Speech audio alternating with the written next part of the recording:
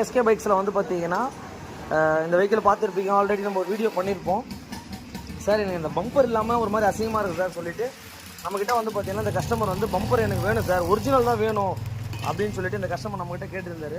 இதோடைய part number மெயினாக பார்த்துங்க 508036KC900S இதான் இதோடைய பார்ட் நம்பரு. 630 ரூபா கிட்ட வருதுங்க. இது எப்படி இருக்கும் அப்படின்னு வந்து பார்த்தீங்கன்னா ஸ்டெயின்லெஸ் ஸ்டீலு.